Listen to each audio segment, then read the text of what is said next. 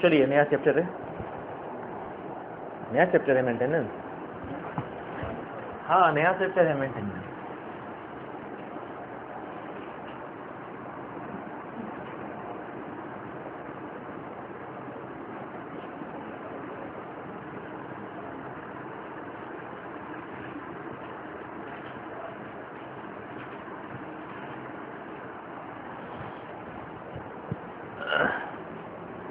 Chapter 10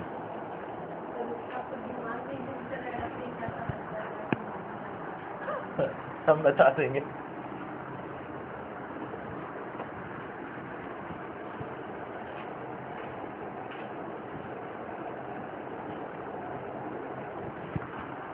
chapter 10 section 129 से लेके 148 तक।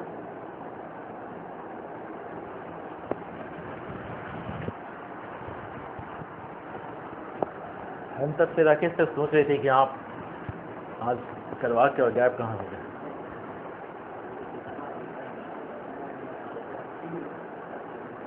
और जो आप मिस किए वो भी मिस ही किए क्योंकि आप ही का क्वेश्चन था सर, जिसको हम आधे घंटे तक डील कर रहे हैं।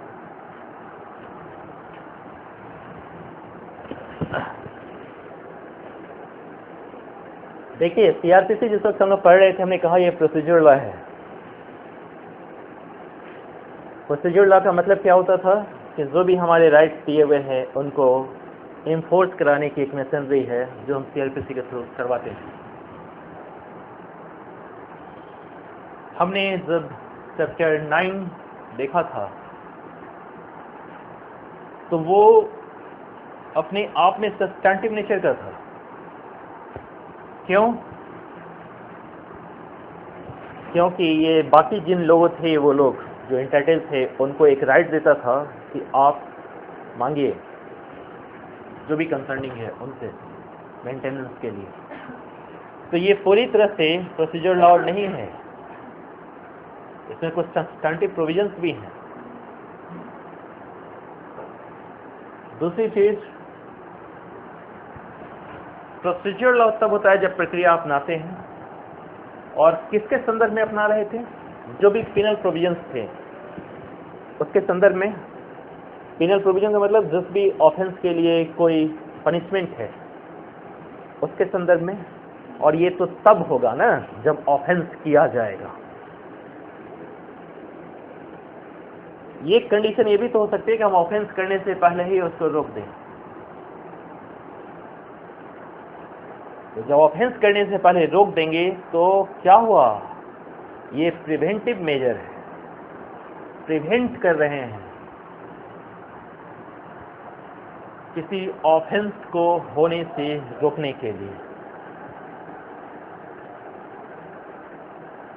ये जो चैप्टर 10 है, चैप्टर 8 है और चैप्टर 11 है, ये प्रिवेंटिव मेजर्स के तहत आते हैं। और जिस वक्त हमारी सीआरपीसी क्लास स्टार्ट हुई थी हमने कहा था कि ये चैप्टर 8, 10 और 11 वहाँ भी लागू होंगे। कहाँ? नागालैंड, जनजातीय क्षेत्र जो भी ट्राइबल इलाका है वहाँ होंगे, क्योंकि वहाँ तो लागू फिर हो ही रहा था।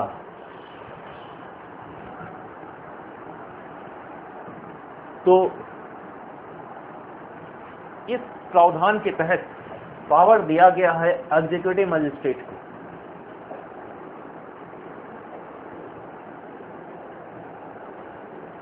हम लोग अब तक जो डील कर रहे थे वो सब क्या था? जुडिशियल मजिस्ट्रेट के पास जा रहे थे। और जो कॉन्स्टिट्यूशन ऑफ इंडिया है उसका आर्टिकल 50 क्या कहता है? कि जुडिशरी को एग्जीक्यूटिव से अलग करना है।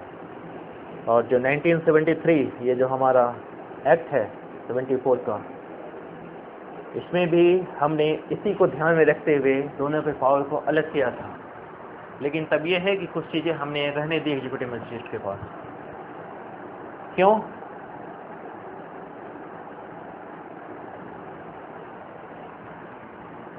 एग्जीक्यूटिव मजिस्ट्रेट की ट्रेनिंग ही इस तरीके की होती है, कहीं दंगा हो जाए, जुडिशियल मजिस्ट्रेट जाएगा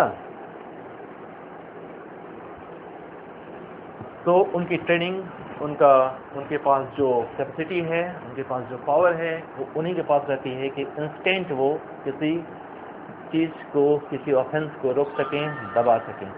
इस वजह से तो चैप्टर 10 के संदर्भ में क्या क्या यूनिक बातें हैं? पहला ये कि वहाँ भी लागू होता है जहाँ CRPC, जम्मू कश्मीर की बात नहीं कर रहे, बाकी जगहों पे। दूसरी, ये प्रिवेंटिव नेचर का है, यानी कि ऑफेंस होने से पहले ही रोक देना है, ऑफेंस नहीं होने देना है। और तीसरी, यहाँ कभी ट्रायल नहीं होता है, मतलब इंक्वायरी स्टेज में ही सारा मामला निपटा देना है। ठीक है, तो इसके तहत 4 तरीके के मामले को देखते हैं हम। ये 4 तरीके के मामले में चैप्टर 3 लागू होता है।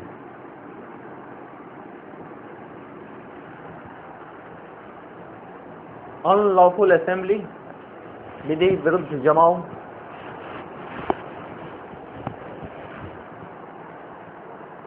दूसरा पब्लिक न्यूसेंस, और तीसरा urgent matter of public nuisance and apprehended danger, और चौथा इमूवेबल प्रॉपर्टी, यानी अचल संपत्ति के संबंध में जो विवाद उठती है। और वो विवाद कैसा होता है? अक्सर आप देखते होंगे, बाउंड्री मेरी है, लड़ गया 2 पार्टी, यहां से पानी हम लेंगे, लड़ गया 2 पार्टी। तो उस तरीके का जो विवाद उठता है, ये चारों तरह के विवाद में हम अपराध को आगे नहीं बढ़ने देना चाह रहे हैं कि कोई और तरह की बातें हो जाएं, इसलिए पहले ही रोकने के लिए हमने इसको इम्पावर्ड कर रखा है। आपके लिए कॉन्शियस रहने की जरूरत यह है कि किस मामले में किस एग्जीक्यूटिव मजिस्ट्रेट को पावर है, पहले ही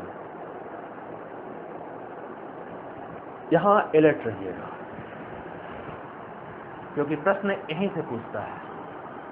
और फिर अगर कोई पीरियड फिक्स है तो वो पीरियड कितना है, और प्रक्रिया तो जाननी है, क्योंकि प्रोसीजर लॉ पढ़ रहे हैं तो प्रक्रिया तो जाननी है।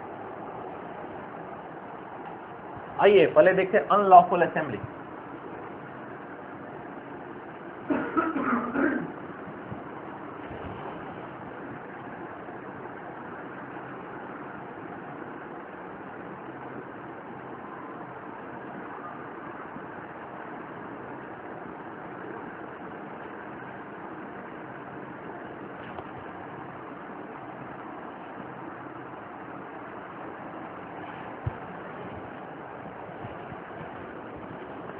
क्या होता है अनलॉफुल असेंबली?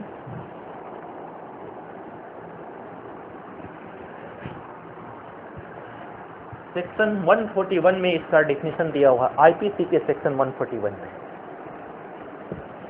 अभी के लिए आप ऐसा समझ लीजिए कि 5 या उससे अधिक व्यक्ति इकट्ठा होकर कोई अपराध करने की चेष्टा कर रहे हैं, बाद उसमें ढेर सारे टर्म्स कंडीशन है, तो वैसे असेंबली को हम अनलॉफुल असेंबली कहते हैं।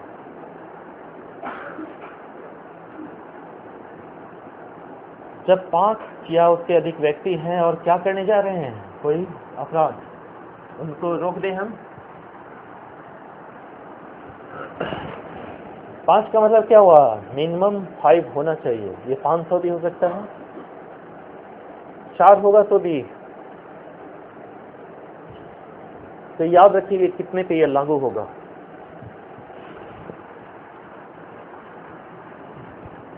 प्रोविजन है 129 से लेकर 132 तक। कहता है कि सिविल बल के प्रयोग के द्वारा जमाव को तितर बितर करेंगे। पहले जो लोग हैं इकट्ठा कहीं 5 से अधिक संख्या में, उनको हम डिस्पर्स करने के लिए सिविल बल का पहले प्रयोग करेंगे। सिविल बल क्या होता है?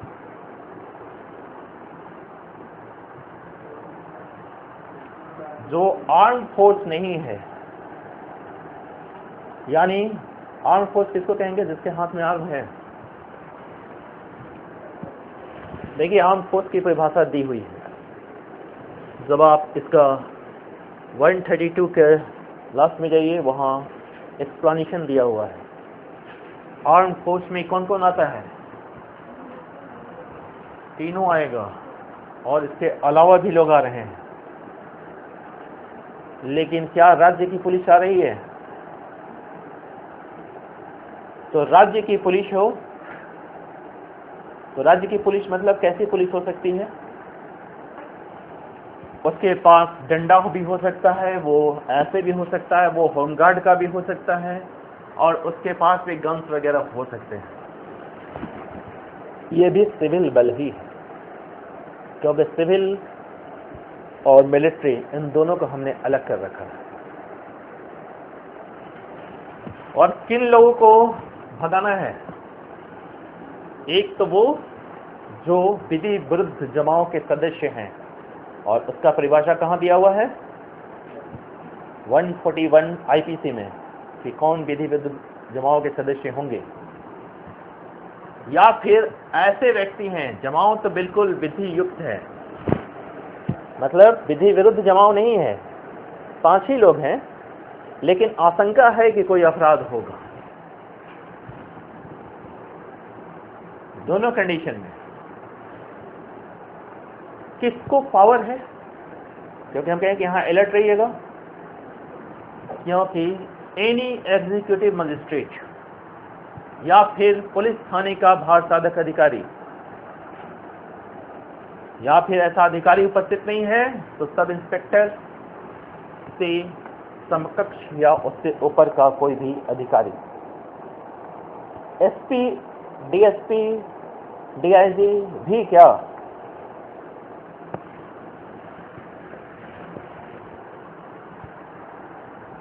हाँ,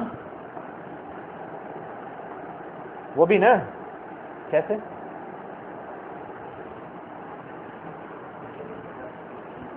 यह सेक्शन 36 उनको भी इंपावर्ड करता है कि चाहे डीएसपी हो, एसपी हो, जो भी वरिष्ठ अधिकारी है, उसको अपने थाने के क्षेत्र में वही अधिकार रहता है जो थाने प्रभारी को रहता है।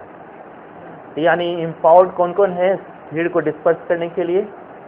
कोई भी एग्जीक्यूटिव मजिस्ट्रेट या फिर थाने का भार साधक अधिकारी, और उसमें डिस्ट्रिक्ट सब आ जाएंगे, एम्प्लॉयड है। वो क्या करेगा? कहेगा कि आप लोग बिखर जाइए। इतनी सारी भीड़ रहती तो कोई दिक्कत नहीं था। अगर बिखर जाने का आदेश दे देने के बाद भी अगर नहीं भीड़ बिखरती है, तो वो ऑफेंस है सेक्शन 145 आईपीसी के तहत।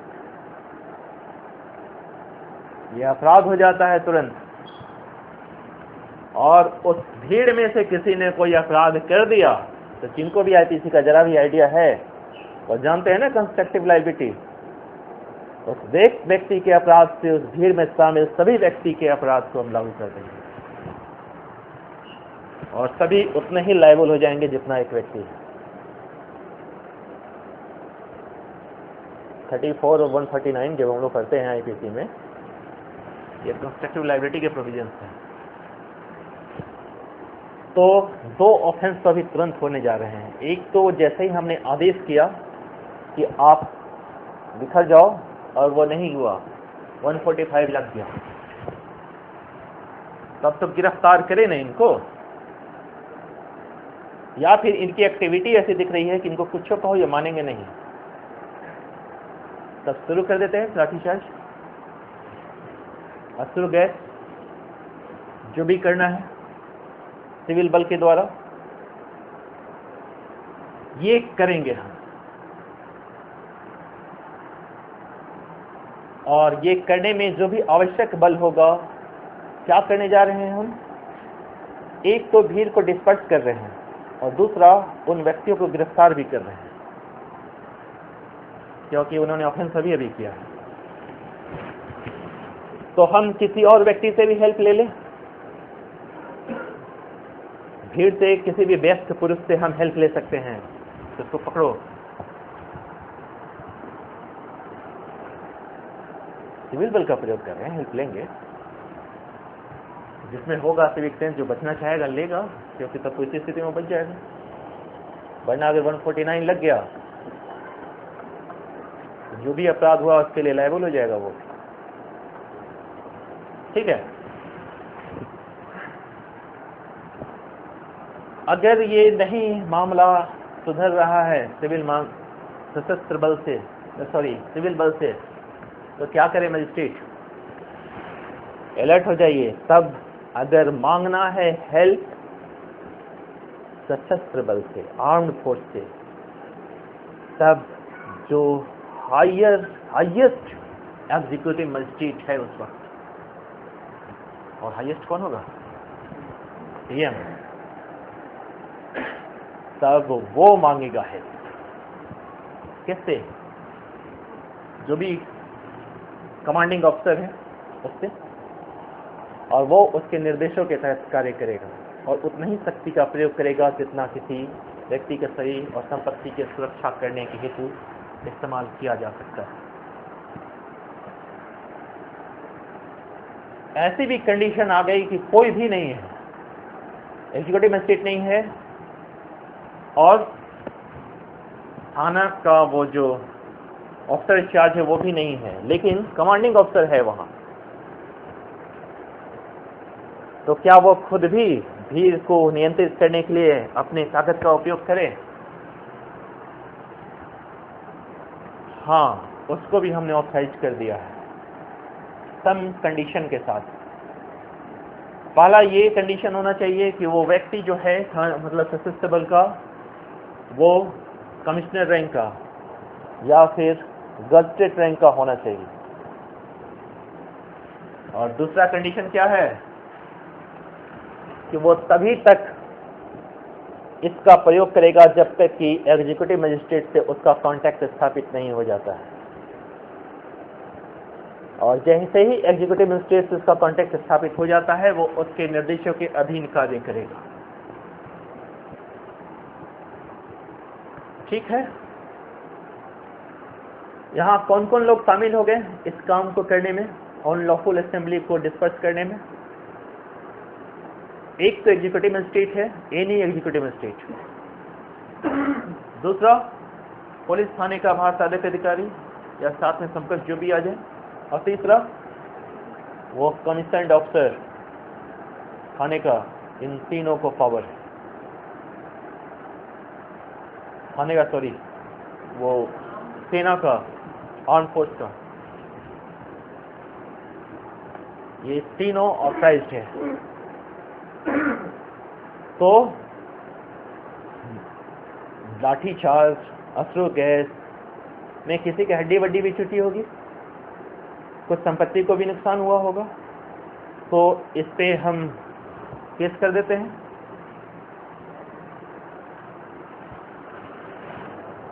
हाँ, आप कर सकते हैं, लेकिन तब यह है कि दो कंडीशन फुलफिल करनी पड़ेगी। पहला ये कि अगर मामला जैसा भी है, जैसा मतलब अगर आर्म फोर्स है तो पहले प्राइवेट सैंक्शन लीजिए सेंट्रल गवर्नमेंट का, और बाकी फोर्स के संबंध में स्टेट गवर्नमेंट को। चलिए, इन्होंने आपको परमिशन दे दी, तब इनको साबित करना होगा कि ये सारे काम जो किए जा रहे थे वो गुड फेथ में किए जा रहे थे। और जैसे ये प्रूफ कर देते हैं गुड फेथ में है, तो कोई ऑफेंस नहीं बनता है। गुड फेथ किसको कहते हैं?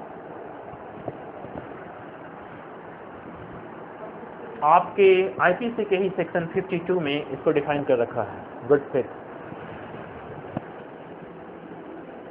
ड्यू केयर और अटेंशन के साथ किया हुआ कार्य गुड फेथ है। सम्यक सतर्कता और सावधानी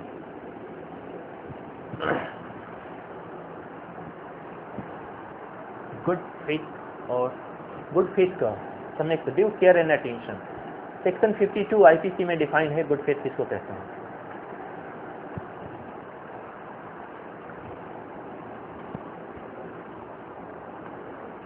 तो कौन कौन लोग एग्जम्प्टेड हो जाएंगे अगर ये प्रूफ हो गया तो?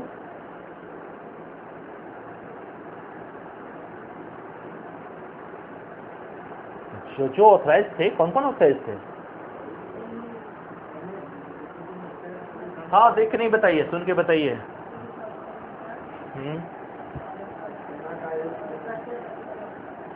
एक को आपने मिस कर दिया, वो व्यक्ति भी जिससे हेल्प मांगी गई है।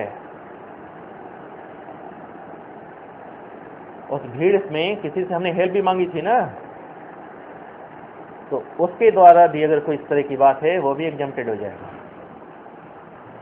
आप पढ़ लीजिए कौन कौन लोग एग्जम्प्टेड है।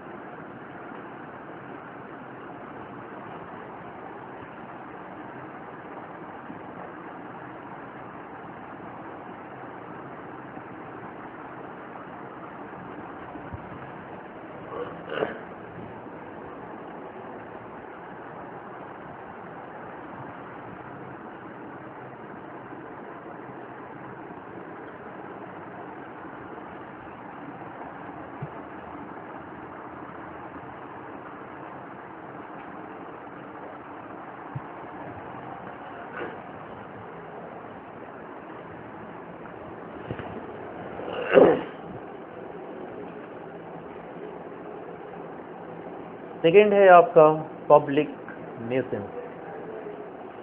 न्यूसेंस क्या होता है?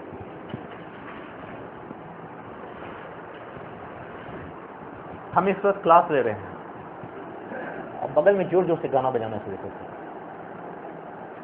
या आप घर में बैठ के पढ़ रहे हैं और पता चला कि जोर जोर से बगल में दरवाजा पीट रहा है, गाना बजा रहा है, डांस कर रहा है, या फिर आप खिड़की खोल के मजे ले रहे हैं और पता चला कि कोई चूल्हा जला दिया और सारा धुआं घर में घुसने लगा।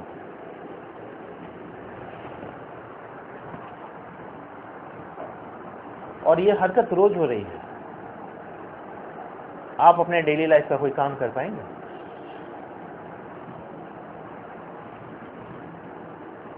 जिस रास्ते से आप लोग आते हैं वहां किसी ने बड़ा सा गड्ढा खोद दिया है। हो सकता है आप गिर जाएं गड्ढे में, रात के वक्त, दिन के वक्त, कभी भी आइडिया नहीं होती, कोई इंडिकेशन नहीं हो। कई जगह देखें वो मेन होल खुला रहता है। तो ये सारी एक्टिविटीज, जिससे क्या होता है, कोई भी कार्य या लोग जिससे किसी व्यक्ति को इंजरी हो, डेंजर हो या एनॉयंस हो। एनॉयंस मतलब चिड़चिड़ा जाइए, मतलब क्या हरकत है रोज का रोज, क्या हो रहा है अंदर, एनॉयंस हो रही है।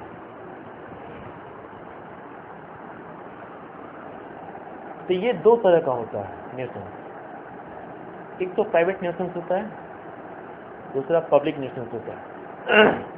शॉर्ट में हम लोग पढ़ेंगे इसको।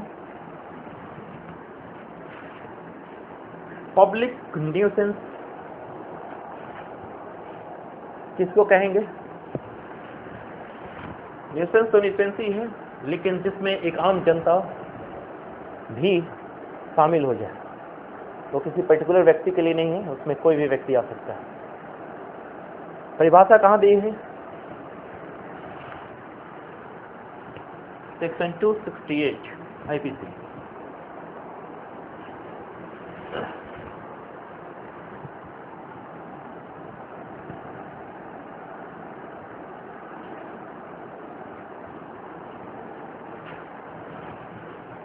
ये तो हो रहा है न्यूसेंस।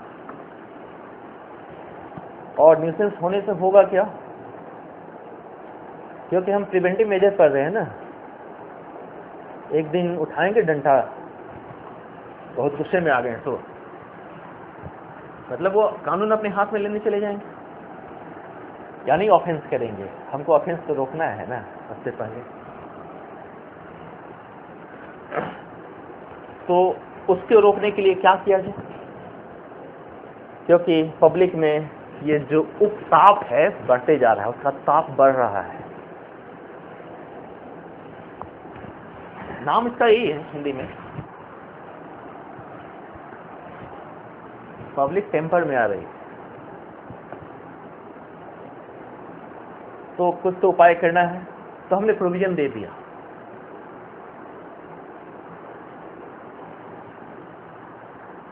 प्रोविजन दे दिया तो ऑथराइज भी किसी को किया होगा। यहां किसको ऑथराइज किया है? पीएम, एसडीएम और एनी एग्जीक्यूटिव मजिस्ट्रेट, लेकिन साथ में एक क्वालिफिकेशन है, empowered by state government. DM और एसडीएम तो ऑथराइज हैं ही।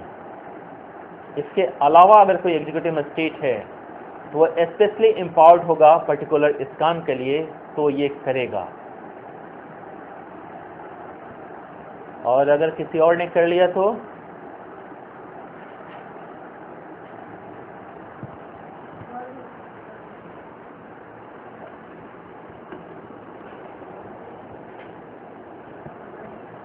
वाइड हो जाएगा। कैसे?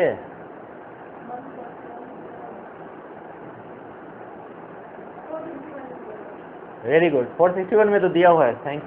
बट कैसे? देखिए ये जरूरी है कि आपका दिमाग काम करे। प्रोविजन तो आपकी हर वक्त बुक साथ में रहेगी। हाँ, तो 461 के कहाँ एच में, देखो उसमें बहुत सारी लिस्ट दी हुई है। आप लोग ये मत घबराइए, सब चीज आपको याद रखनी है। जिस वक्त आप बनेंगे मजिस्ट्रेट, आपकी एक अच्छी खासी लाइब्रेरी होगी, और जो भी वकील साहब जिरा करेंगे आपके सामने, वो आपको खोल खोल के दिखाएंगे किताब। आपको टेंशन नहीं है, सारा टेंशन बस यहीं तक है। हाँ, बनने तक ही है।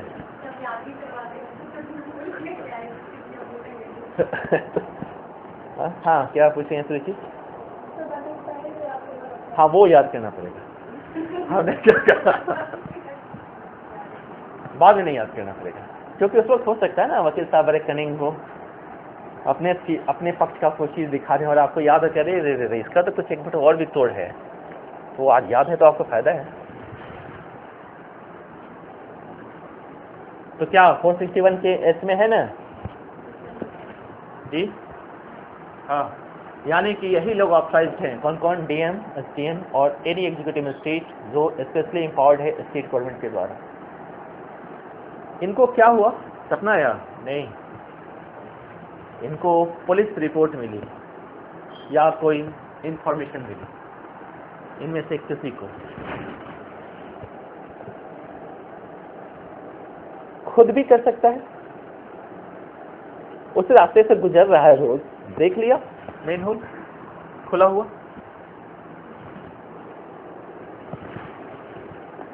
तो वो खुद भी कर सकता है। अब क्या करेंगे? देखिए, सभी पब्लिक न्यूसेंस के संदर्भ में ये मामला नहीं है। सिर्फ 6 प्रकार का पब्लिक न्यूसेंस है जिसके संदर्भ में ये एम्पावर्ड है।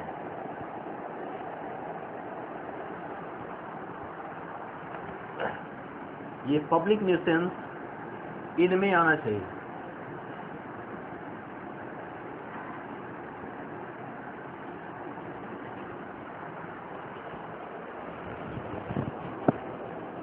पहला क्या है? देखिए, एक पब्लिक प्लेस है, या पब्लिक प्लेस नहीं, कोई भी रास्ता है, समझ लीजिए, फिर आप लोग पढ़ लीजिए। या कोई नदी है और उसका कोई चैनल निकला हुआ है, वहां आपने कोई ऑब्स्टेकल लगा रखा है, किस लिए? पानी मेरे ही तक जाएगा, हमें तक जाएगा। या पब्लिक प्लेस में गाड़ी खड़ी कर दिए हैं आप बाबूजी के राज समझ के। आपका तो राइट नहीं है पब्लिक प्लेस में गाड़ी खड़ा करने का। लगा दिए नहीं तो आप तो साइड में लगाते हैं ना, पीछे में लगाए हुए हैं। ट्रैकर है, कुछ ट्रैकर लगा दिए और चले गए हैं उधर मैदान होने। तो और तो किसी को पता नहीं किसी वक्त एक्सीडेंट हो सकती है। तो ये बाधा जिस वक्त आप कारित कर रहे हैं, एक तो ये है इसमें 1 में, दूसरा है कि कोई आप इस तरह का बिजनेस करते हैं या ऑक्यूपेशन करते हैं, कोई सामान बेचते हैं, रखते हैं जो समाज के लिए बहुत ही हानिकारक है। आप खुले में मीट बेचते हो और चमड़ा उमड़ा इसी तरह फेंके रहते हो, हड्डी खुलेआम छोड़े हुए हो, इन्फेक्शन हो रहा है लोगों को, मरा हुआ कुत्ता पड़ा हुआ है रास्ते में तो उसको बेचना है, काटना है, रात में गाय कटनी है, ये सब आप खुलेआम कर रहे हो। मर गए ये जो जिंदा रहने, ये भी लेसन है। आपका बिजनेस ऐसा ही है, आपका ऑक्यूपेशन ही ऐसा है। तो या आप काम कर रहे हो, गैस निकलते रहता है चिमनी से, जो आप देखते होंगे हॉस्पिटल वगैरह में, वो जितने भी ऑपरेशन के बाद सामान होते हैं उनको जलाने के लिए एक जगह बनाई जाती है, वो आप खुले में फेंके हुए हो, कूड़ा वाला सुबह के ले जाएगा, अभी ले जाएगा, वो कितना इन्फेक्शन अभी क्रिएट करेगा, पता नहीं किस चीज़ से इन्फेक्शन है, किसको कैंसर हुआ होगा, किसको पता नहीं क्या क्या हुआ होगा, सब डाल के बाहर फेंके हुए। तीसरा, कोई बिल्डिंग बनाने जा रहे हो आप और सामान कैसा रखे हो कि अभी अभी विस्फोट होगा या आग लग जाएगी, सिलेंडर मंगा के रखे हुए, चार्ज एकदम वेल्डिंग कर देंगे ऊपर से नीचे से, बगल वाला घर उड़ जाए कोई दिक्कत नहीं। ऐसी हरकत कर रहे हैं आप।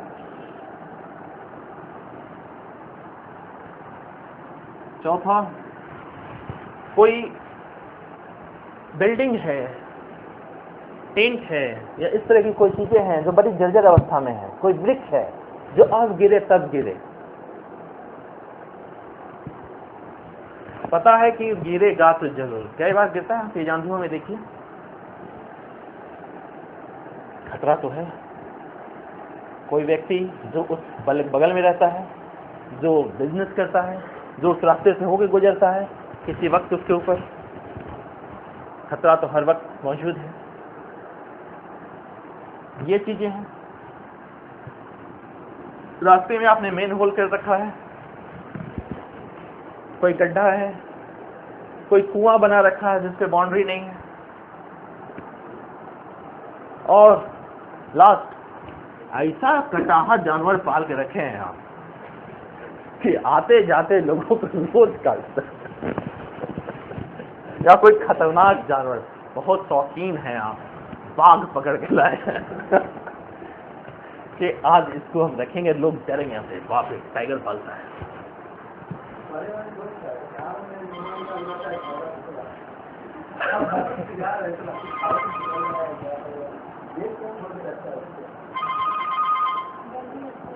किसको?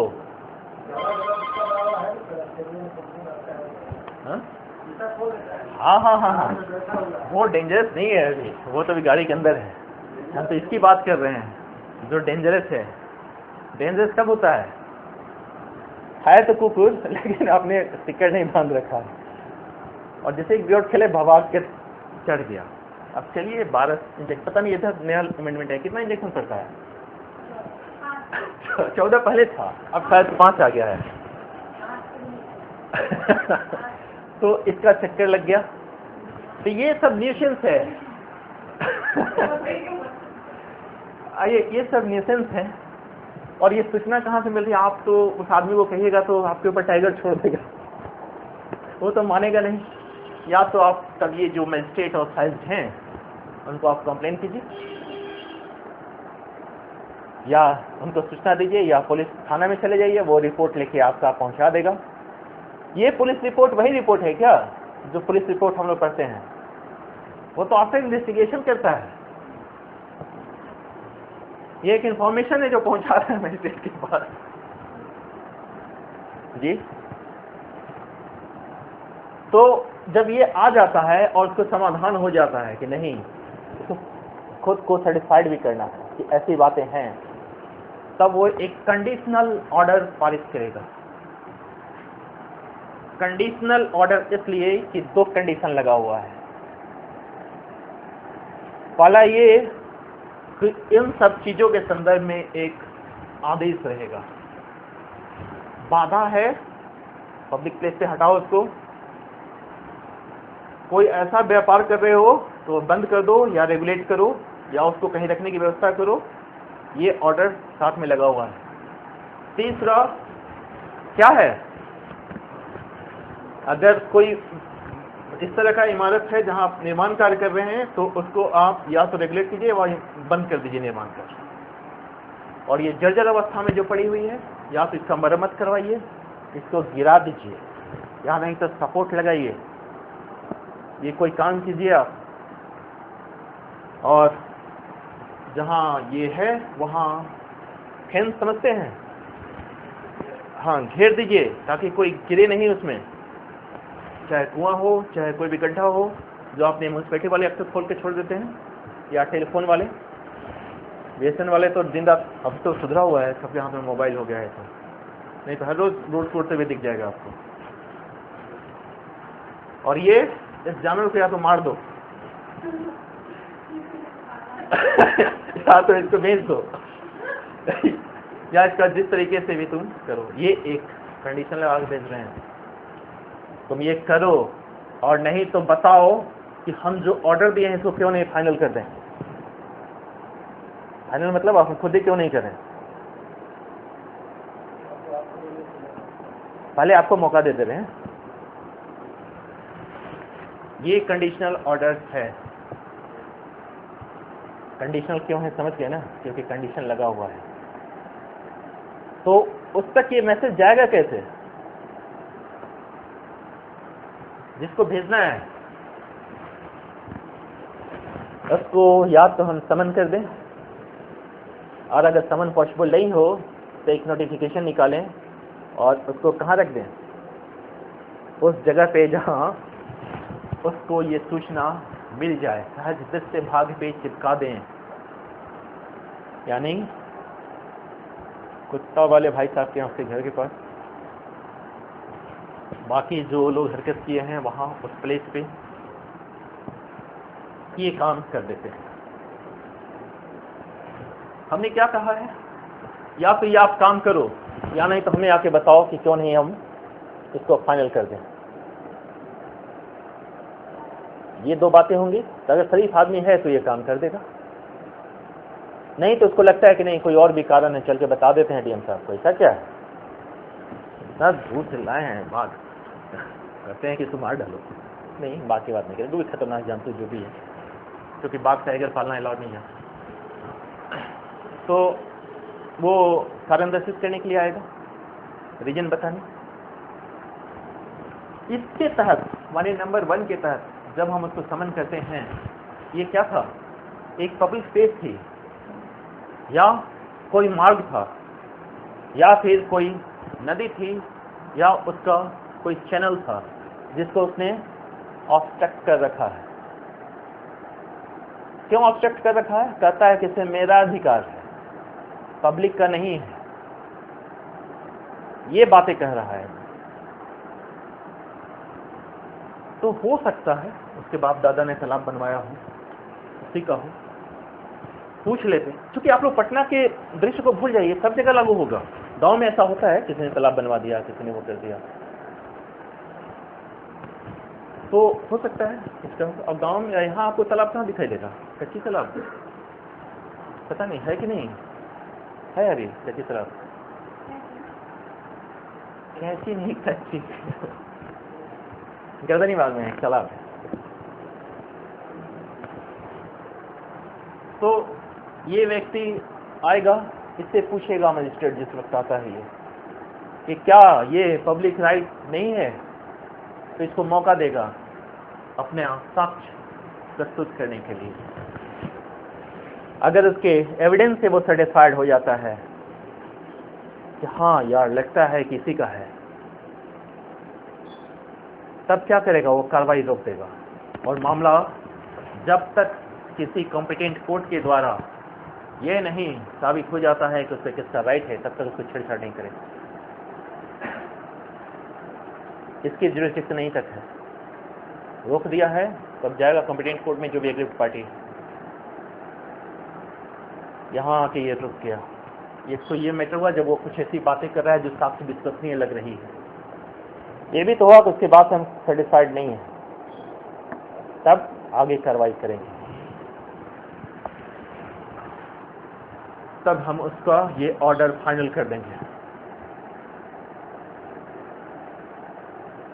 अगर ये दोनों में से कोई काम नहीं कर रहा है, या तो ये बात भी नहीं मान रहा है और ना आया है, महाराजा धीराज है ना, काहे के लिए हम जाएंगे सोचते, और वो मजिस्ट्रेट क्या 3 रात हमारे यहाँ तो आता है सब घूस लेने पार्टी में, हम क्या के लिए जाएंगे, इस तरह की टेंडेंसी। तब हम इसका ऑर्डर फाइनल करेंगे और साथ में ये नहीं माना है तो सेक्शन 188 के तहत ये लायबल हो जाएगा, ऑफेंस है ना। और याद कीजिए जिस वक्त हम पढ़ा रहे थे 195, हमने क्या कहा था, इसका कंप्लेंट कौन करेगा, लोक सेवक। यस, 172 से 188 तक के प्रोविजन में पब्लिक सर्वेंट ही ऑथराइज था कंप्लेंट करने के लिए, तो ये कंप्लेंट करेगा इसके अगेंस्ट में। बात यही खत्म हो गई, नहीं उसको सूचना देंगे और सूचना के बाद उसको बता देंगे कि पर्टिकुलर डेट को तय, मतलब तुम खुद ही हटा दो, और साथ में ये भी कि तुम नहीं हटाए तो 188 के तहत आप लायबल हो जाओगे, और फिर भी वो नहीं किया तो मजिस्ट्रेट खुद करेगा।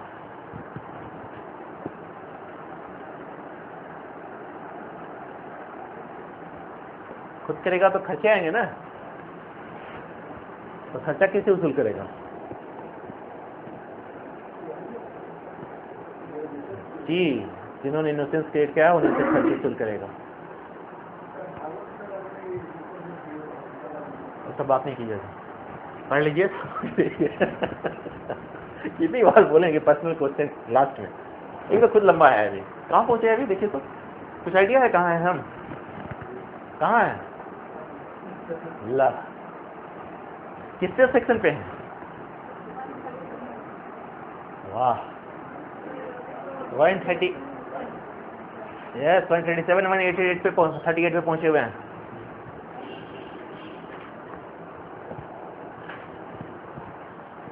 न्यू सेंस नहीं घूम रहे हैं लोग। 139 क्या कहता है, 139 और 140, देखिए हो सकता है कि हमें ये जांच करने के लिए किसी की आवश्यकता पड़े, किसकी, किसी व्यक्ति की जिसको हम जांच करवा दें, या फिर किसी विशेषज्ञ की। विशेषज्ञ ने बताएगा कि ये जो सामान फेंका हुआ है बाहर में ये कितना हार्मफुल है, तो उसकी तो इसका खर्चा उर्चा कौन देगा, क्योंकि हम उसकी परीक्षा भी तो करेंगे बाद में, तो उसको समन करने की, उसकी परीक्षा करने की सारी चीजें वसूलेंगे उसी से।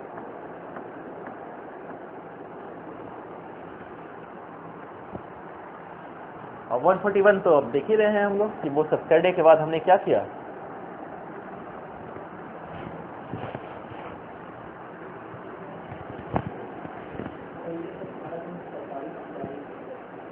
सरकारी कर्मचारी करता है क्या, हाँ तो उसने न्यूसेंस नहीं क्रिएट किया, गवर्नमेंट से लेंगे सरकारी कर्मचारी। और गवर्नमेंट अगर ये साबित कर दे कि नहीं हमारे इस तरह के डायरेक्शन के तहत नहीं किया गया है, तो उससे पर्सनल जेब से जाएगा, क्योंकि हर गवर्नमेंट ऐसा थोड़ी है कि कहीं भी गड्ढा खोदो, कहीं भी बम लगा दो, कहीं भी कुछ कर दो। पब्लिक का ध्यान रखते हुए आपको कुछ इंस्ट्रक्शन दिए गए हैं, आप तो पैसा दबा लिए हैं कि छोड़ो ना, उतना मजदूरा कौन बुलाता है, तो अब निकालिए अपनी जेब से, ठीक है। 141 में क्या हुआ?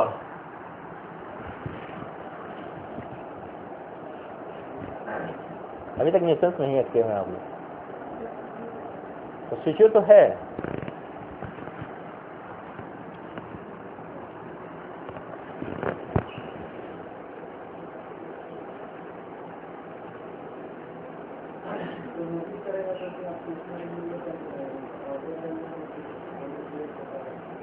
ये तो हो गया। फिर किसी भी ऐसे कार्य के लिए कोई भी मजिस्ट्रेट किसी सिविल लायबिलिटी के दायरे, मतलब किसी भी न्यायालय में इसके लिए वाद नहीं लाया जाएगा।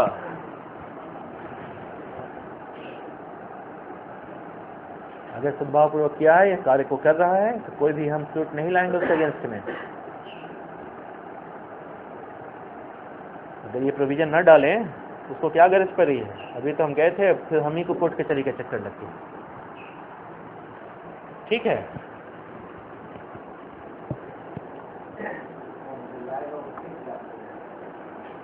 नहीं, ये लोग जो अथॉरिटी है, हाँ, ये लोग अथॉरिटी है ना, ये लोग तो कर रहा है। अब आपके नहीं करने पे कौन आया सामने? दूसरे व्यक्ति को हम थोड़ी अथॉराइज करेंगे, वो तो खुद ही करवा रहा है और उससे पैसा ले रहा है, मतलब जो भी खर्च लग रही है उसको वसूल रहा है। ठीक है,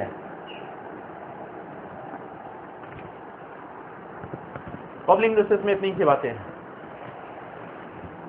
143 क्या है?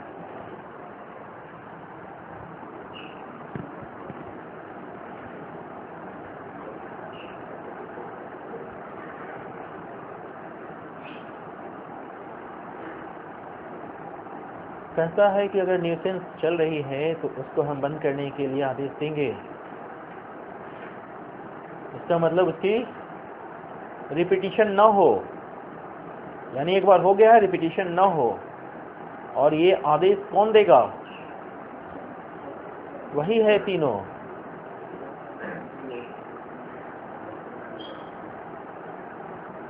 और अगर कोई और मजिस्ट्रेट दे दिया तो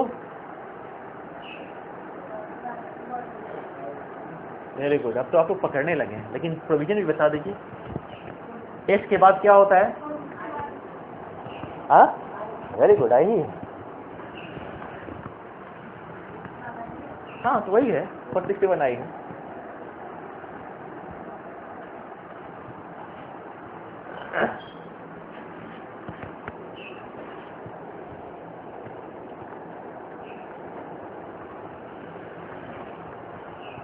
ठीक है,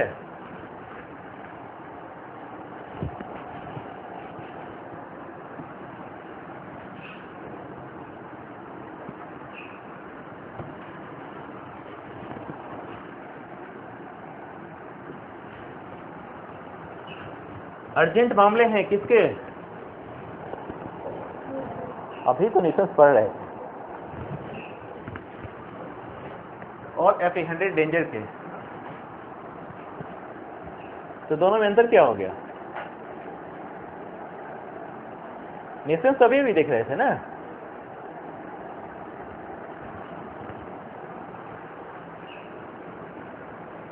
और यहां कौन ऑथराइज है जरा देखिए तो।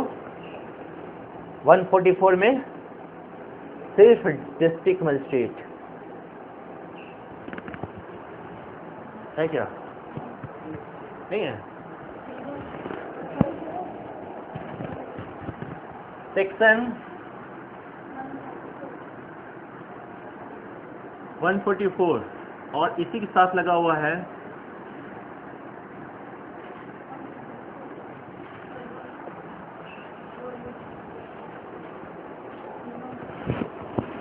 नीचे में। ये याद रखने की चीज है। 144 एक कब है कि आप जब जुलूस निकालते हो तो हम आपको कोई हथियार लेके जाने की इजाजत नहीं देंगे अगर हमें लगता है कि उससे कोई खतरा हो सकता है। हथियार का मतलब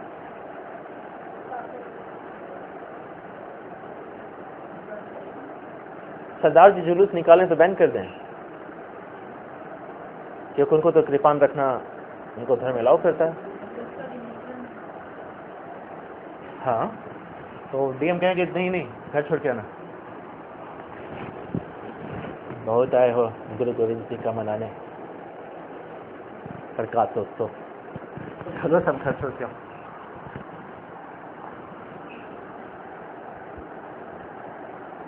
क्या होगी हथियार का मतलब पहले समझ लीजिए किसको, कि वहाँ दिया हुआ है कि जो सेक्शन 150 AA में जो डिफाइन है,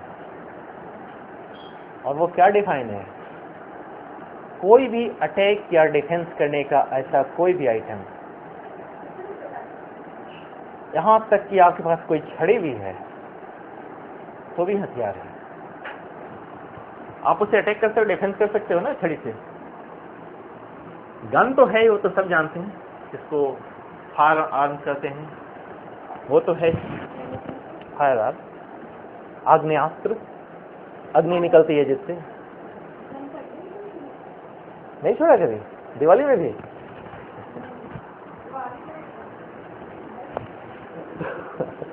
अच्छा है, आपके जब बॉडीगार्ड मिलेंगे उनका किसी दिन लेके छोड़िएगा। बनने के बाद तो मिलता है ना, मशीन गन वाला मिलता है।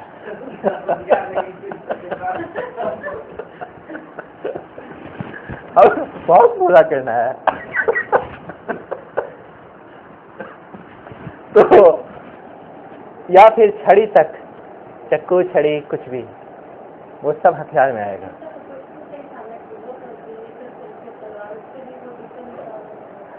हाँ, तो वो उनके धर्म में अलाउ है, जो तो आर्टिकल 25 पढ़ेंगे वहाँ हाँ उसका रिलीजन है, इसलिए नहीं। ऐसे आपको हम थोड़ी अलाउ करते हैं कि आप कोई भी जुलूस कर रहे हैं उसमें लेके चलिए बड़का बड़का त्रिशूल, अब घोप दीजिए किसी को भी कुछ बता। क्योंकि जिस वक्त मान लीजिए दंगा हुआ, यहाँ किस चीज का खतरा है सबसे अधिक, और आप कह रहे हैं कि हम उसी राम मंदिर के बगल से मस्जिद होते हुए निकलेंगे। अयोध्या में आज बना के रहेंगे। तो अजीब स्थिति है। डीएम क्या करे, बोले क्या तो गया सब, सारा पाकिस्तान खाली। आज कुछ भी हो सकता है। आप बिल्कुल सही कह रही हैं। मैं बता दूं, अगर आपने डीएम बन गए, आपको लगेगा कि आपको सोने तक की फुर्सत नहीं।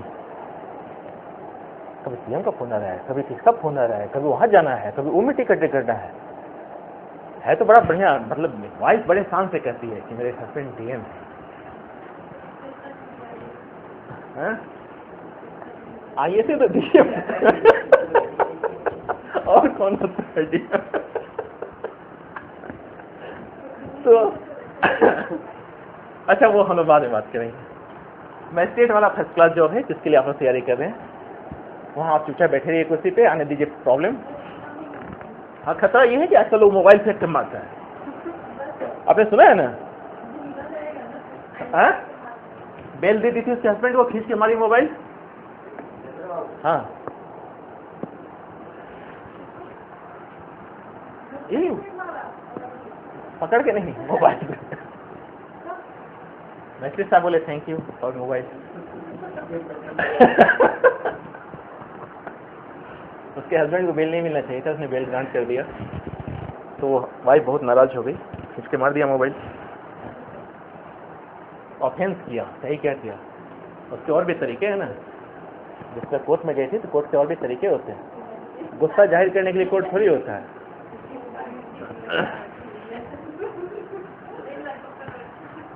आपके कोर्ट में अगर वो क्या नाम है, यूपी की चीफ मिनिस्टर मायावती आ जाए भाग जाए कुछ।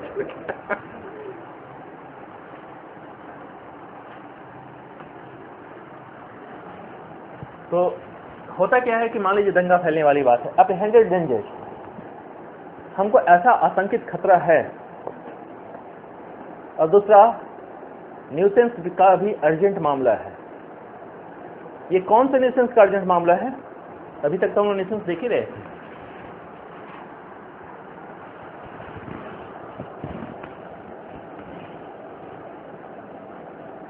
क्योंकि दो जगह न्यूसेंस का प्रोविजन देने का क्या मतलब है?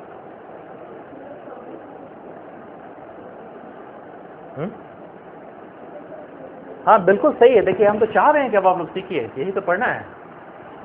एक में पब्लिक न्यूसेंस है और इसमें पब्लिक न्यूसेंस प्राइवेट न्यूसेंस दोनों है, सिर्फ न्यूसेंस लिखा है इसमें। दूसरी अंतर क्या है, फर्स्ट वाले में हम परमानेंट इलाज कर रहे थे, यहाँ हम अधिक से अधिक 2 महीने तक के लिए। राज्य सरकार अगर चाह ले तो उसको एक्सटेंड करके और 6 महीना बढ़ा सकती है, यानी कुल अवधि कितनी हो जाएगी, 8 महीना। और कोई भी एग्रीव व्यक्ति है वो स्टेट गवर्नमेंट से या फिर डीएम से आवेदन कर सकता है और फिर उसको सुनवाई का मौका दिया जाएगा और उसको सुना जाएगा और उसके अकॉर्डिंगली फिर बात है। और ये डीएम या राज्य सरकार जब भी चाहे इस तरह का आदेश वापस ले सकती है, अल्टर कर सकती है। अर्जेंट मामला है, इसलिए हम इस मैटर को पहले कोशिश करेंगे कि इसकी तामील करवा दें, लेकिन अर्जेंसी ऐसी है, अर्जेंसी मतलब इतना अर्जेंट है कि अगर करने जाएंगे तब तक तो कांड हो जाएगा, तब 1 एक्स पार्टे ऑर्डर कर देंगे।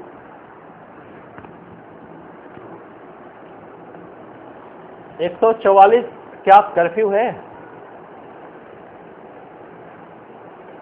धारा 144 लागू है, अक्सर सुनते हैं ना आप लोग, यही वो सेक्शन है 144।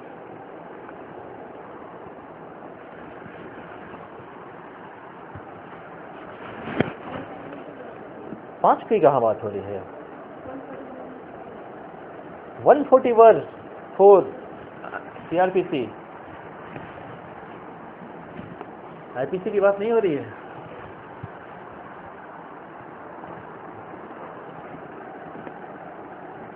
कर्फ्यू और 144 में क्या अंतर है?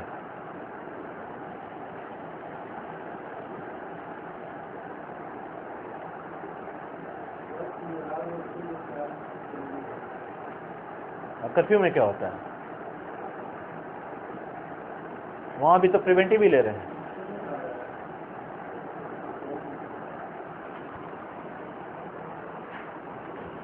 क्वेश्चन लिखिए, थोड़ा मेहनत कीजिए, थोड़ा सर्च वर्च मारिए। देखिए इसमें कहीं भी ये नहीं है कि गोली मार दो। कर्फ्यू में गोली मारने का आदेश रहता है, जो कर्फ्यू तोड़ने जाएगा उसको। यहां से गिरफ्तारियां होंगी, जेल भेजे जाएंगे, गोली नहीं मारे थे।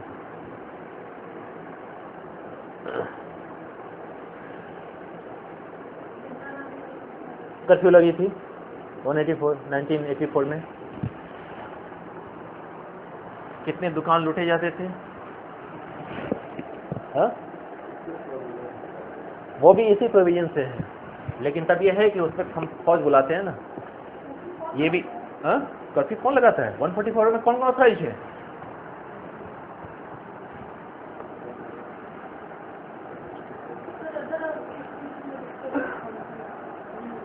जो मतलब इनके अलावा है, डीएम और एसडीएम के अलावा कोई भी एग्जीक्यूटिव मजिस्ट्रेट जो एग्जीक्यूटिव वर्क कर रहा है और मजिस्ट्रेट है।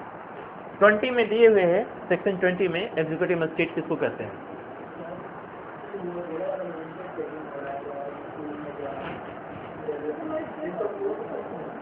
वो लोग फॉर टेम्परेरी उनको मजिस्ट्रेट की एम्पावर्ड करते हैं कि जाइए, किसी को भी बना दिया जाता है कि आपकी मजिस्ट्रेट की है ड्यूटी में। जैसे आप एग्जामिनेशन में जाएगा, वो चेक करेगा, किसी को सस्पेंड करेगा, एक्सपेल करेगा, या फिर वो जो ट्रेन वगैरह में मजिस्ट्रेट चेकिंग होती है टिकट की, वो पर्टिकुलर किसी चीज़ के लिए अचानक से कोई काम करना है, हमको देखना है कि कितना है, उसके लिए हम करते हैं। वो 144 पे नहीं आता, जो भी उसकी ऑथोरिटी मतलब ऑथराइजिंग कैपेसिटी में जो भी है। जैसे एग्जामिनेशन कंडक्टिंग में कौन है ऑथराइजिंग कैपेसिटी में? एग्जामिनेशन बोर्ड, वो फिरती है। रेलवे वाले मैटर में जो भी टिकट कलेक्शन के लिए ऑथराइज है और जिनको देखना है वो करती है, सबका अलग अलग है। लेकिन एक मजिस्ट्रेट होता है जो कंपटीशन से जाता है, चाहे वो बीपीएससी के कंपटीशन से जाए, चाहे यूपीएससी के कंपटीशन से जाए। वो मजिस्ट्रेट बनता है वो परमानेंट मजिस्ट्रेट ही रहता है। डिस्ट्रिक्ट मजिस्ट्रेट बनेगा, कमिश्नर बनेगा, जहाँ तक जाएगा वो सेक्रेटरी तक चला जाता है, चीफ सेक्रेटरी तक चला जाता है। ठीक है, 144 में और कुछ विशेष नहीं है, सिर्फ ये है कि चूंकि अर्जेंट मामला था और इतना अर्जेंट था कि हमको अप्रीहेंशन था कि कोई खतरा हो जाए। किस पे इशू करते हैं कि कोई भी व्यक्ति हो सकता है, व्यक्ति का समुदाय हो सकता है, कोई भी पार्टी हो सकती है, किसी के ऊपर भी हम ये लागू कर सकते हैं। ठीक है, अब आइए जो सबसे आपके काम की चीज है जिसके लिए आप लोग परेशान रहते हैं,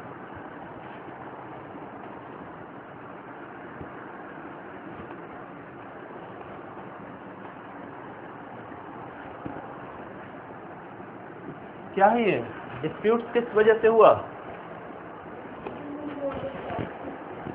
इमूवेबल प्रॉपर्टी, और साथ में क्या है? भूमि या जल से संबंधित विवाद है जिससे परिशांति भंग होना संभाव्य है।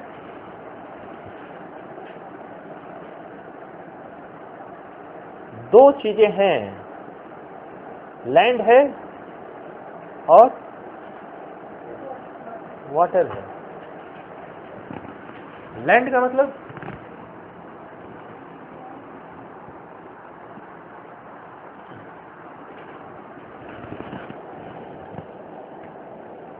देखिए, लैंड का मतलब वैकेंट लैंड ही सिर्फ नहीं है, उसमें इंक्लूड है बिल्डिंग, मार्केट, और वाटर का मतलब फिशरीज और क्रॉप, लैंड में आप क्रॉप भी उगाते हैं ना, और इन सब के अलावा उस उपज से उत्पन्न आय, रेंट या प्रॉफिट, ये सभी चीजें आ जाएंगी। इनसे संबंधित विवाद उठ सकता है किसके जुरिस्डिक्शन में? एनी एग्जीक्यूटिव मजिस्ट्रेट, यानी वो कोई भी हो सकता है ना, सब तो एग्जीक्यूटिव मजिस्ट्रेट ही है, डीएम, एसडीएम, कोई भी। इसके जुरिस्डिक्शन में ये विवाद मतलब है स्थिति ऐसी, कहाँ से इसको जानकारी हुई या फिर उससे उसको जानकारी हो गई। देखिए, इससे कंसर्निंग दो सेक्शंस हैं, एक तो 145 है, दूसरा 147 है। दोनों में क्या अंतर है?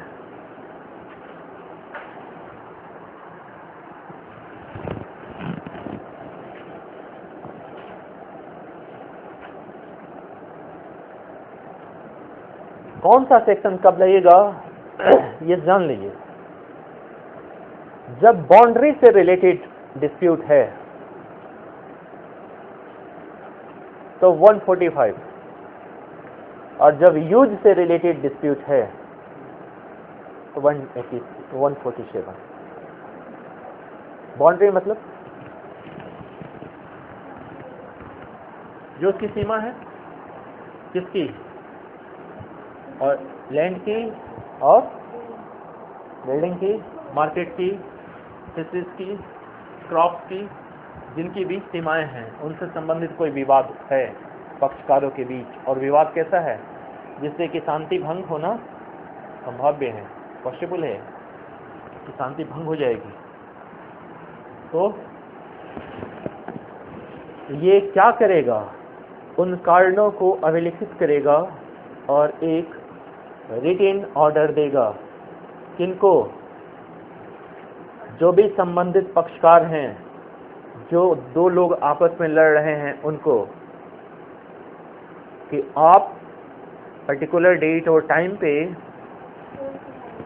मेरे कोर्ट में आ जाइए, या तो खुद आइए या फिर, और न्यूसेंस वाले में भी प्लीडर को अलाउ किया था क्या? न्यूसेंस का जब पब्लिक ऑर्डर में पब्लिक न्यूसेंस की बात हो रही थी, जी नहीं, वहां खुद आइए पब्लिक न्यूसेंस की जब चूंकि तुम खुद न्यूसेंस क्रिएट किए हो, खुद आओ यहाँ, आप या तो खुद आओ या ट्रेडर के माध्यम से आ जाओ और क्या दाखिल करो, रिटन स्टेटमेंट दाखिल करो। तो बात यह है कि तब कैसे इनको बुलाया जाए, समन करेंगे और साथ साथ एक कॉपी समन की जरूर लगा देंगे वहाँ, या सूचना जिसको भी आपके ये नोटिफिकेशन की, ताकि उस व्यक्ति को जानकारी हो जाए किसी वजह से। दोनों करना है, अल्टरनेटिव नहीं है। लैंड का मतलब आप समझ गए ना, लैंड कहाँ, वैकेंट लैंड भी हो सकता है, बिल्डिंग भी हो सकती है, मार्केट भी हो सकता है, कुछ भी हो सकता है। तो आप कहिएगा कि मतलब तालाब में लगा दें, नहीं तालाब में, जिनका भी फिस्ती है, जिनके इलाके में जहाँ डिस्प्यूट है वो तो जान ही रहे हैं किनका है, वहाँ कहीं भी हम लगा देंगे, ताकि ये व्यक्ति निर्धारित समय पे कोर्ट में आ जाए और रिटन स्टेटमेंट दाखिल करे। फिर क्या करें, हमें देखना क्या है, लड़ किससे रहा है,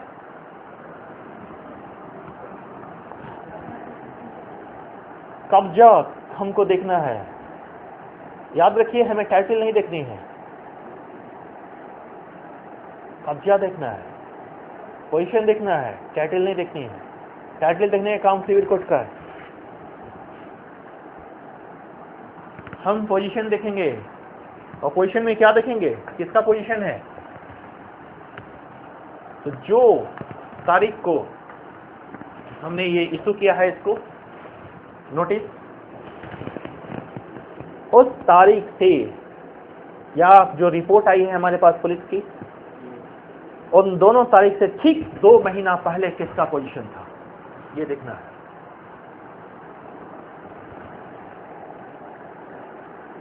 ये भी तो हो सकता है कि आज नोटिस किए, कल उसको जबरन उठा के बाहर कर दिया किसी ने। तो मेरे आदेश के बाद या पहले अगर किसी को रॉन्गफुली और पॉसिबली जबरदस्ती और बलपूर्वक उसको उसके पोजीशन से डिस्पोज किया गया है, तब वो मजिस्ट्रेट के लिए मान लेने का आधार होगा कि उसी व्यक्ति का पोजीशन था।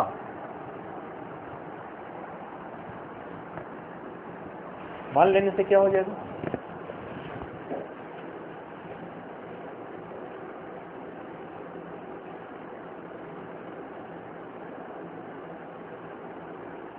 मान लेने से क्या हो जाएगा, होगा ये कि जैसे ही अब वो हम साक्ष्य लिए, सुने, समझे, क्या करेंगे, उसका रिटन स्टेटमेंट पढ़ेंगे जो उसने लिखा है हमको, जरूरत पड़ी तो एविडेंस लेंगे। उसने किसी को कहा कि बुला दीजिए, जिसके पास कुछ और भी डॉक्यूमेंट है वो भी काम कर देंगे, यानी कि एडिशनल एविडेंस भी ले रहे हैं। इन सब के लेने के बाद हम किस कंक्लूजन पे पहुंचे कि पोजीशन किसका था, जिसका भी था, एक कंक्लूजन है कि हम पहुंच गए। तो हम एक आदेश निर्गत करेंगे कि उस व्यक्ति के पोजीशन में विघ्न न डाला जाए, और इस व्यक्ति का पोजीशन तब तक बना रहेगा जब तक कि कॉम्पिटेंट कोर्ट के द्वारा इसका निर्धारण नहीं हो जाता। हम यहाँ क्या कर रहे हैं, सिर्फ पोजीशन को उसको दे रहे हैं, और चाहे तो जिस व्यक्ति को डिस्पोजेस्ट किया गया था पॉसिबली या रॉन्गफुली, उसको वापस पोजीशन दिलवा दे। तो ये आदेश तो एक आ गया साथ में ना, जिनका पोजीशन है वो तब तक उसी पोजीशन में रहेगा जब तक कि कॉम्पिटेंट कोर्ट का जजमेंट नहीं आ जाता है। इस बीच अगर मारपीट हो गई तो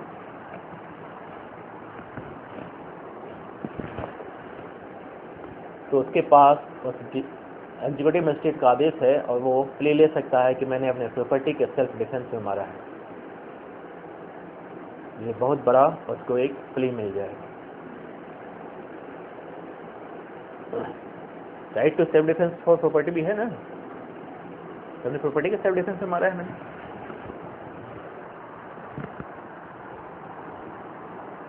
ये तो हो गया कि चलिए उनका पोजीशन हम निर्धारित कर दिए। नहीं हुआ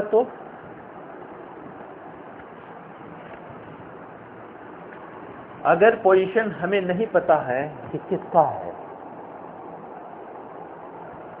या हम पहुंच ही नहीं पा रहे हैं निष्कर्ष पे कि किसका है, या मामला इतना अर्जेंट है, ये 3 कंडीशन होनी चाहिए। कौन कौन? मामला अर्जेंट होना चाहिए, या किसी का पोजीशन नहीं हो, या मजिस्ट्रेट अपना निष्कर्ष निकाल पाने में सक्षम नहीं है कि किसका पोजीशन है। इन तीनों कंडीशन में वो उस प्रॉपर्टी को क्या कर लेगा? अटैच कर देगा।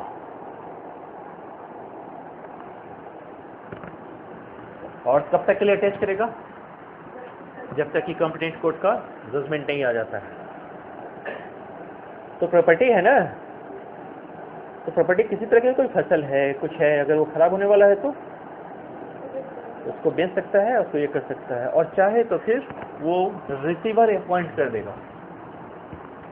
रिसीवर हम लोग पढ़ेंगे सीपीसी में, अपॉइंटमेंट होती है रिसीवर की, वो प्रॉपर्टी की देखभाल करता है। और रिसीवर अपॉइंट करने से होगा क्या? हाँ, वो सब लिखा रहता है, उसका पैसा कौन देगा, उसका पैसा उसी प्रॉपर्टी से लिया जाता है, वो चीज़ दी जाती है। और सबसे इम्पोर्टेंट चीज़ ये है कि इस बीच अगर कॉम्पिटेंट कोर्ट ने भी रिसीवर नियुक्त कर दिया तो ये जो है मजिस्ट्रेट अपने रिसीवर को बोलेगा कि सारा पोजीशन उसको दे दो, और तुम्हारा खर्चा वर्चा जो है वो हम हिसाब किताब करवा के तुमको दिलवा देंगे। लेकिन रिसीवर कब नियुक्त किया जाएगा और कुर्स कब की जाएगी, ये बताइए। प्रॉपर्टी को हम अटैच कब करेंगे और रिसीवर कब नियुक्त करेंगे? 3 कंडीशन है, उसको हमेशा याद रखिएगा। यस, दूसरा और तीसरा, तीसरा हाँ, ये नहीं है कि किसका है, किसी के भी नहीं है, दोनों लड़े जाना है। तो ये तीनों कंडीशन में हम रिसीवर पॉइंट कर लेंगे। जरूरत पड़ गई कि हम इंस्पेक्शन करवा दें किसी से उस घटनास्थल की क्या स्थिति है, जिस चीज से भी, तो हम ऐसा कर सकते हैं किसी व्यक्ति को भी। वो व्यक्ति कौन होगा? सबऑर्डिनेट होगा उस मजिस्ट्रेट के, और उसका खर्चा वगैरह जितना कुछ भी होगा वो सब हम लोग डिसाइड करेंगे कि कौन पक्षकार देगा, किस अनुपात में देगा, टोटल देगा कि 50-50 देगा, वो सारा कुछ हम डिसाइड करेंगे। हमने आपको कहा कि मजिस्ट्रेट जो है, जो देख रहा है सेक्शन 145 और 147, ये मजिस्ट्रेट कौन है?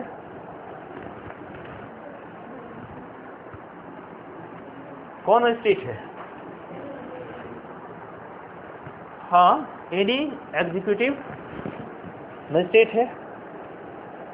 क्या ये मामला जुडिशियल मजिस्ट्रेट देख सकता है?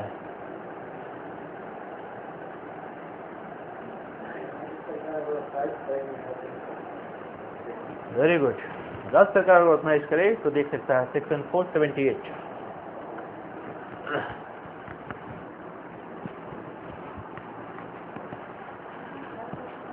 हाँ, करके कैसे वो क्या होता है?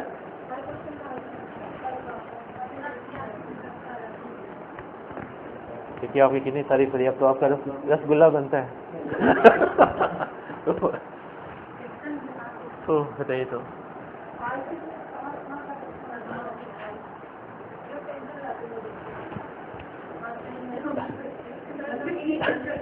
देखिए, टेंशन हो ठीक है, फ्रस्ट्रेशन में नहीं जाना चाहिए। टेंशन अलग चीज है। नहीं, वो प्रॉब्लम नहीं है, धीरे धीरे आप लोग को भी हो जाएगा, क्योंकि हर एक का हिस्ट्री तो आप भी नहीं जानते। नहीं, हम तो तैयार होके आते हैं, इस गलतफहमी मत रहिएगा। तो ठीक है। हाँ, कोई प्रश्न है? बताइए, किस लिए परेशान थे सर? हाँ, पूछिए।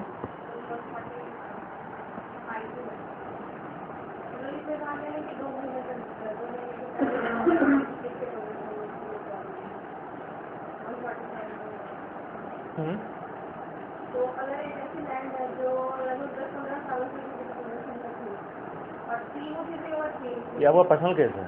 पर्सनल पर किसी से रिलेटेड मुझे लगा इसे हाँ, क्या कहेंगे इसके पास 30-15 साल पहले या फिर अभी हमने 147 बताया नहीं है ना। 147 में क्या अंतर था? यूज का। किस चीज का यूज करेंगे हम?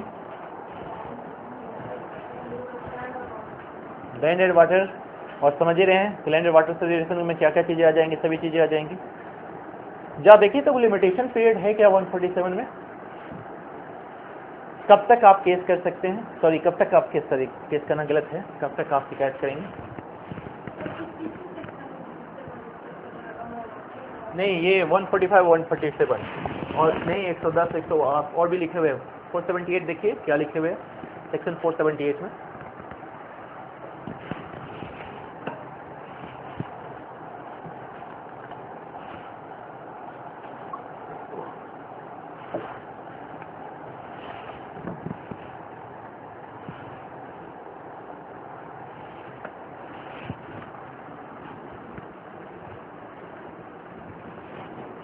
तो 147 का 3 पढ़ के हमको बताइए क्या लिखा हुआ है।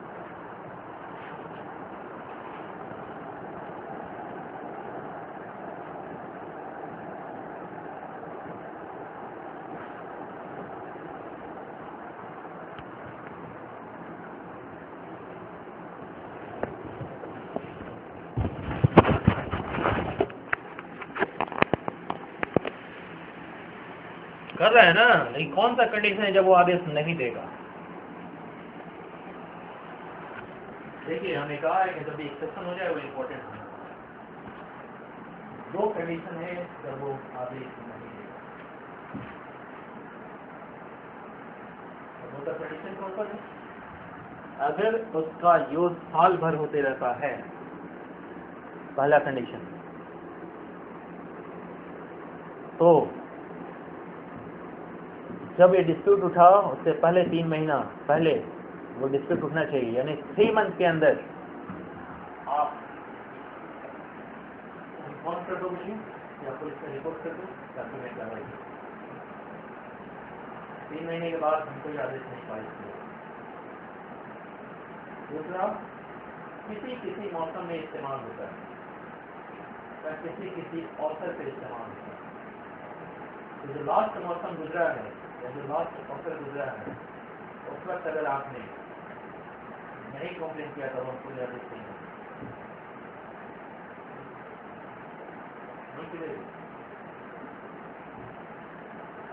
हो सकता है कि आप हर वक्त बरसात में लड़ते हो, ये सीजनल है, पानी का इस्तेमाल करना है ना, तो लास्ट सीजन में भी आप लड़े होंगे, पानी जिधर से आ रहे लास्ट सीजन में आप लड़े होंगे, लास्ट मौसम में उस अवसर पे आप लड़े होंगे और अभी नहीं आए, अब बारिश खत्म हो गई, अब दूसरे साल अभी बारिश शुरू होने के पहले आगे हम नहीं देंगे आगे। आपको पता है ना कि फिर से डिस्प्यूट उठेगी, उससे 3 महीना नहीं, ये तो ऑकेजनली है, जिसका साल भर इस्तेमाल होता है उसमें 3 महीना, और जिनका ऑकेजनली इस्तेमाल होता है तो उनका लास्ट ओकेजन में जब इस्तेमाल हुआ था उस पर लास्ट अवसर पे पढ़िए। आप 2 तरह की चीजें हैं, जिनका साल भर इस्तेमाल होगा या जिनका ओकेजन पे या किसी मौसम में इस्तेमाल किया जाए।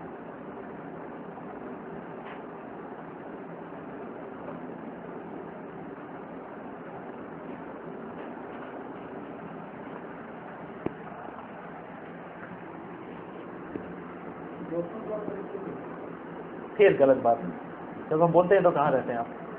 मौसम का मतलब लास्ट मौसम से, जिस वक्त डिस्प्यूट उठा था।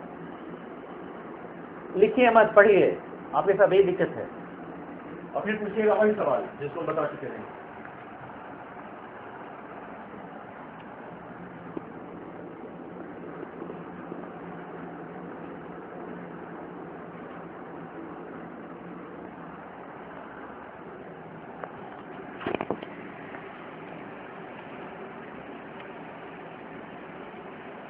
ठीक है, कोई प्रश्न है? हाँ प्रियंका, क्या प्रश्न?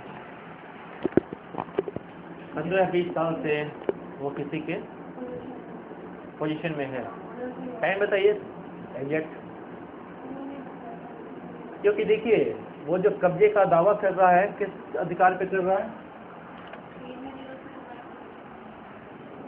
तो चीजें और भी जान लीजिएगा तो पता चलेगा कि कभी कभी ये राइट हो जाता है 20 साल होने के पहले। डिस्क्रिप्टिव राइट 20 साल गुजर जाने के बाद अगर किसी ने ऑब्जेक्शन नहीं किया है तो उसका अधिकार हो जाएगा। 12 साल एडवांस पोजीशन का है, डिस्क्रिप्टिव राइट 20 साल है। अब नहीं बताया।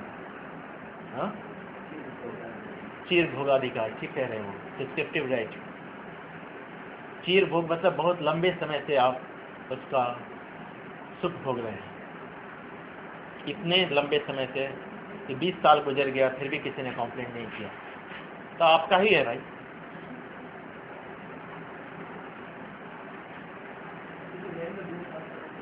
रेंट अधिकार होता है, रेंट पे आप रेंट नहीं देते हैं,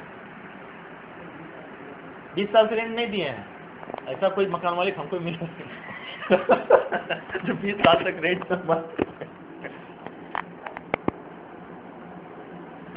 वो तो महीना पूरा नहीं होता ही चढ़ जाता